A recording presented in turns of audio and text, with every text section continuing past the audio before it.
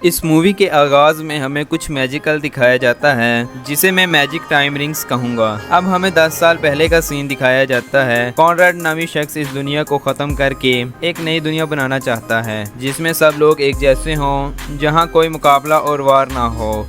इसकी मुखालफत जेलियस करता है क्योंकि जेलियस को पता होता है कि कॉनराड कितनी बड़ी गलती करने जा रहा है। यहाँ पर हमें एक बैटल देखने को मिलती है। जेलियस के साथ इसके और भी साथी होते हैं जिनमें मैजिक नाइट कैप्टन्स भी होते हैं। जेलियस कॉनराड से कहता है कि तुम्हारा मैजिक कमज़ोर हो गया है, तुम हमसे जीत नहीं सकते। कॉनराड ये सुनकर बहुत गुस्से में आ जाता है। कॉनराड के पास मुख्तलिफ किस्म के मैजिक्स होते हैं जैसा कि आग, हवा, पानी, बिजली वगैरह वगैरह। कॉनराड इन सब मैजिक्स का बारी बारी इस्तेमाल कर रहा था जिससे जूलियस मुसलसल बचता जा रहा था। अब कॉनराड एक बार में ही सारे मैजिक्स का इस्तेमाल करके ग्राउंड पर मौजूद सभी मैजिक नाइट्स को हरा देता है। कॉनराड के पास एक तलवार होती है जिसका नाम द स्वर्ड एल्स डोकिया होता है, जिसकी मदद से वो ये सब कुछ कर पा रहा था। कॉनराड समझता है कि इसके फाइनल अटैक से जूलियस भी हार गया होगा, लेकिन इतने में ही जूलियस इसके पीछे आकर इसे मैजिक टाइम से इसी टाइमलाइन में सील कर देता है। जूलियस के मैजिक से मैजिकल स्वॉर्ड भी सील हो जाती है। सील होने से पहले कॉनराड कहता है कि वो ज़रूर इस दुनिया को बदलेगा क्योंकि मेरा जादू ही है हार ना मानना। इसके बाद हमें खूबसूरत सा किंगडम दिखाया जाता है जहाँ के लोग खुशी से अपनी ज़िंदगी गुजार रहे थे। अगले ही सीन में हमें एक बहुत बड़ा स्टेडियम दिखाया जाता है जहाँ पर बहुत सारे लोग आए हुए थे क्योंकि इस दिन एक ग्रेट टूर्नामेंट का इनेकाद किया गया था जो कि हर 10 साल बाद होता है। इस टूर्नामेंट में मैजिक नाइट फाइट्स करते हैं कि कौन सबसे पावरफुल है। जो इस टूर्नामेंट में जीतता है उसे नेक्स्ट विज़र्ड किंग बना दिया जाता है। इस टूर्नामेंट की होस्टिंग क्लाउस और मेमूसा करते हैं। सबसे पहला फाइटर यूनो होता है और इसका ओपोनेंट एक लड़का होता है जिसने एक अजीब सा मास्क लगा रखा था और वो अपना नाम द मास्क्ड मैन बताता है। यूनो की फाइट को लोग दूर दूर से देखने आए हुए थे और लड़कियां तो यूनो की दीवानी थी। ऑडियंस में मैग्ना भी बैठा होता है और कहता है कि काश ऐसा भी यहाँ होता। दूसरी तरफ यूनो मास्क्ड मैन को पहचान लेता है और इस पर ज़ोरदार हमला करता है, लेकिन मास्क्ड मैन यूनो के हमले को अपनी तलवार से रोक देता है। यूनो मास्क्ड मैन से कहता है कि आहिस्ता, तुमने बहुत अच्छा किया। यहाँ हमें पता चलता है कि इस मास्क वाले लड़के का नाम आहिस्ता होता है जो इस मूवी का मेन हीरो है। इतने में ही स्टेडियम पर 4 लोग आ जाते हैं। इनमें से एक शख्स तो वही होता है जिसे जूलियस ने आज से 10 साल पहले सील किया था, जिसका नाम कॉनराड होता है। इनमें से एक शख्स पूरे स्टेडियम पर अपने मैजिक से एक शील्ड बना देता है जिससे कोई भी स्टेडियम के बाहर ना जा पाए। इन 4 लोगों में एक लड़की भी होती है जो अपने मैजिक से शतरंज के प्यादों को मॉन्स्टर में तब्दील कर देती है जो कि स्टेडियम में तबाही फैलाते हैं और आम लोगों को मारने लगते हैं। ऐसा इन मॉन्स्टर से लोगों को बचाता है और इन मॉन्स्टर्स को तबाह कर देता है। इसका साथ यूनो और नोएल भी देती है। मेमूसा सब लोगों को शेल्टर में जाने में मदद करती है। क्लाउस अपने मैजिक से दुश्मनों की शील्ड को तोड़ने की कोशिश करता है लेकिन नाकाम हो जाता है। कॉनराड अपनी तलवार की मदद से सभी लोगों का मैजिक एब्जॉर्ब कर रहा था जिनमें जूलियस भी होता है। जूलियस के कमज़ोर होने की सबसे बड़ी वजह ये थी कि लेफ्ट ने मैजिक स्टोन लेने के लिए जूलियस को लगभग मार ही डाला था जिससे जूलियस का मैजिक कमज़ोर हो गया था। इस चीज़ का फ़ायदा देख के कॉनराड आ गया था। इसने जूलियस के मैजिक सील तोड़ दी और आज़ाद हो गया। जो रॉयल फैमिली से तल्लक रखते थे या जिनके पास बहुत ज़्यादा मैजिक होता है वो ही खड़े हो पाते हैं, बाकी सब कमज़ोर होकर गिर जाते हैं। दूसरी तरफ वो तीनों शख्स आ जाते हैं जिन्हें देखकर जूलियस कहता है कि ये तीनों अपने टाइम के विज़र्ड किंग रह चुके हैं। इनको कॉनराड ने रिवाइव कर दिया जिससे ये तीनों कॉनराड के साथ मिल गए। कॉनराड ने मैजिक स्वॉर्ड को अपने मैजिक से कंबाइन करके इनको दोबारा जिंदा कर दिया। इनमें से एक फार्मर विज़र्ड किंग आस्था पर हमला करता है। ये हमला बहुत ही ताकतवर होता है लेकिन आस्था अपनी तलवार से इस हमले को ख़त्म कर देता है। ये देखकर फार्मर विज़र्ड किंग बहुत ही हैरान हो जाता है।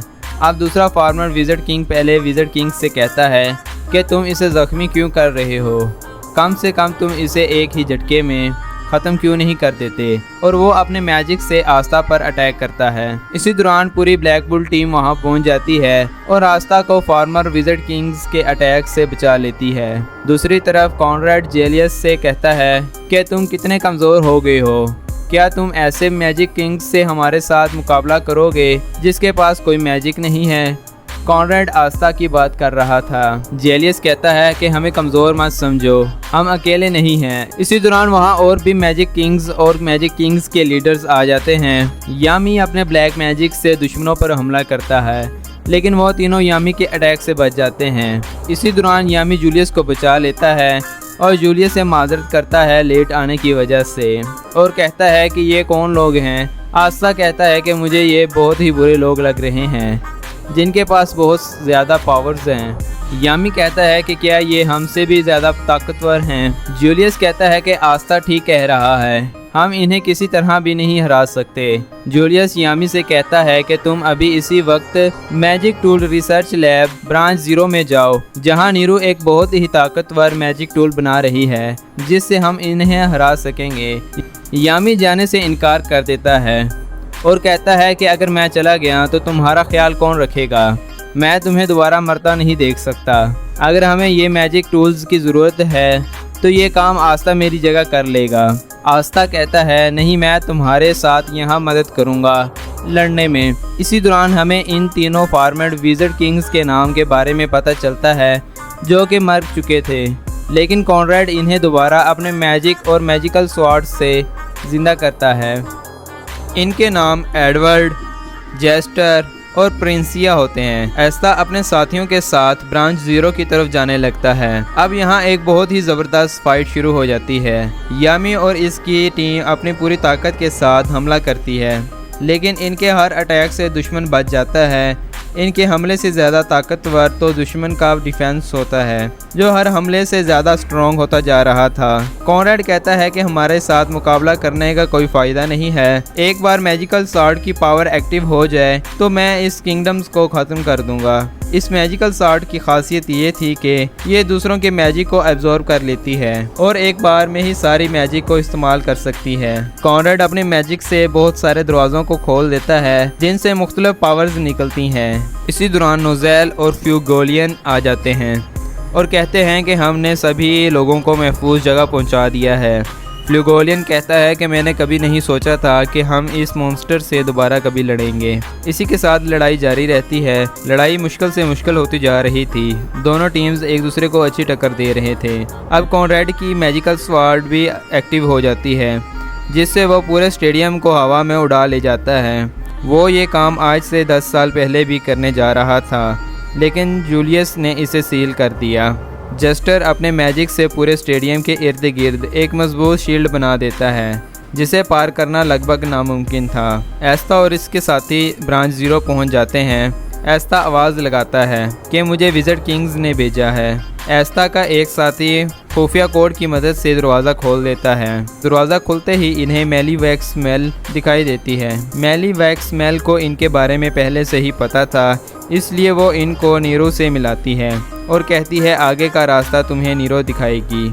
नीरो इन्हें मैजिकल टूल की तरफ ले जाती है जो कि एक खुफिया जगह पर था। रास्ते में नीरो इन्हें बताती है कि जिन्होंने तुम पर हमला किया वो कॉनरैड और इसके साथी हैं। कॉनरैड 27वां विज़र्ड किंग है क्लोवर किंगडम का। वो मैजिक नाइट बनते ही बहुत ही पॉपुलर हो गया था और साथ ही वो बहुत जल्द मैजिक नाइट कैप्टन भी बन गया था। लोगों का इस पर बहुत एतमाद था, इसलिए इसे विज़र्ड किंग बना दिया गया और बाद में इसने अपने ही लोगों को ख़त्म करने की कोशिश की। वो पहले विज़र्ड किंग लॉर्ड लिमियल की मैजिकल स्वॉर्ड के पीछे था और उसने मैजिकल स्वॉर्ड हासिल भी किया। वो इतना ताकतवर था कि जूलियस इसे मार ही नहीं पाया, एलाइड फोर्स के साथ होने के बावजूद। इस वजह से जूलियस ने इसे सील कर दिया ताकि वो किसी और को नुकसान ना पहुंचा सके। नोवेल के कहने पर नीरो बताती है कि कॉनरैड मैजिक कीज़ का इस्तेमाल करता है, जिससे वो मुख्तलिफ दरवाज़ों से मुख्तलिफ मैजिक्स का इस्तेमाल कर सकता है और वो इन दरवाज़ों से किसी भी मैजिक्स को एब्जॉर्ब करने की सलाहियत रखता है। और जिन मैजिक्स को कॉनरैड अब्जॉर्ब कर लेता है वो कभी भी किसी के सामने उस मैजिक का इस्तेमाल कर सकता है। या यूं कह लो कि वो किसी का भी मैजिक चुरा सकता है और उस मैजिक को इस्तेमाल भी कर सकता है। इतने में ही वो सब ब्रांच 0 के खुफिया जगह पर आ जाते हैं जहां उन्होंने मैजिक टूल को स्टोर किया हुआ था और वो इस पर रिसर्च करते हैं। जैसे ही दरवाज़ा खुलता है तो वो देखते हैं कि कॉनरैड पहले से ही वहाँ मौजूद था और मैजिकल टूल्स को ख़त्म कर देता है। आस्था कॉनरैड पर हमला करता है लेकिन कॉनरैड बच जाता है और आस्था को मैजिक से पकड़ लेता है। नोवेल कहती है तुम्हें इस जगह का कैसे पता चला? कॉनरैड कहता है कि बस मैंने किसी का मैजिक चुरा लिया जिससे तुम सब की इंफॉर्मेशन मिल गई। मैं तुम सबको जानता हूँ। और इसके बाद कॉनरैड दिखाता है कि किस तरह हम सब ने क्लोवर किंगडम पर कब्जा कर लिया है और हम सब का मैजिकल स्वॉर्ड्स में जमा कर रहे हैं। ये सब सुनकर नोवेल कॉनरैड पर हमला कर देती है लेकिन कॉनरैड आसानी से इसका सामना कर लेता है और नोवेल का मैजिक भी अब्जॉर्ब कर लेता है। ये मंजर देखकर आस्था बहुत गुस्से में आ जाता है और कहता है कि नोवेल का मैजिक वापस करो। कॉनरैड और आस्था के दरमियान फाइट शुरू हो जाती है। ये लड़ाई काफी देर तक जारी रहती है। कभी आस्था कॉनरैड पर हावी हो रहा था और कभी कॉनरैड आस्था पर। आखिर में कॉनरैड अपने मैजिक से अजीब से क्रिएचर जमीन से बाहर निकालता है पर आस्था अपनी शॉट्स से इस मैजिक को भी खत्म कर देता है। कॉनरैड आस्था से बहुत ही इम्प्रेस हो जाता है। कॉनरैड आस्था का मैजिक चुरा तो नहीं सकता था। उसे लगता था कि आस्था के मैजिक से मेरी सारी मैजिक खत्म हो सकते हैं जिन्हें मैंने जमा किया है। इसलिए वो आस्था को अपने साथ शामिल करने का ऑफर करता है और कहता है कि तुम्हारा और मेरा रास्ता एक ही है। लोग तुम्हारे ब्लैक मैजिक से डरते हैं लेकिन तुम भी ऐसी दुनिया ही चाहते हो जहां रिच और कॉमन लोग बराबर हों और इनके हुकूक बराबर हों। यहाँ पर कॉनरैड द इंपीरियल स्वॉर्ड्स एल्सडोके के बारे में बताता है। ये एक ऐसा मैजिकल टूल है जिसको पहले विज़र्ड किंग लॉर्ड लैम्बियर्ड ने बनाया था। ये तलवार इसलिए बनाई गई थी कि बहुत सारे विज़र्ड्स किंग और लीडर्स का मैजिक इसमें जमा किया जाए आने वाली पीढ़ियों के लिए। ये तलवार मैजिक को जमा कर सकती है और इसे एक ही बार में इस्तेमाल कर सकती है हमले के तौर पर। और मैं कॉनरैड इसमें बहुत सारे अलग अलग मैजिक जमा करके एक कंपाउंड मैजिक क्रिएट करूंगा जिससे मैं इस वर्ल्ड को ख़त्म कर दूंगा और कुछ गिने चुने लोगों को जिंदा करूंगा जैसा कि मैं चाहता हूं। इस मूवी को एक ही वीडियो में एक्सप्लेन करना लगभग मुश्किल था, इसलिए हमने इस मूवी को 2 पार्ट्स में तकसीम किया है। आप हमारे दूसरे पार्ट्स को देखने के लिए इस YouTube चैनल को सब्सक्राइब कर सकते हैं। अगर आपको हमारी ये वीडियो पसंद आई है तो आप वीडियो को लाइक और शेयर कर सकते हैं।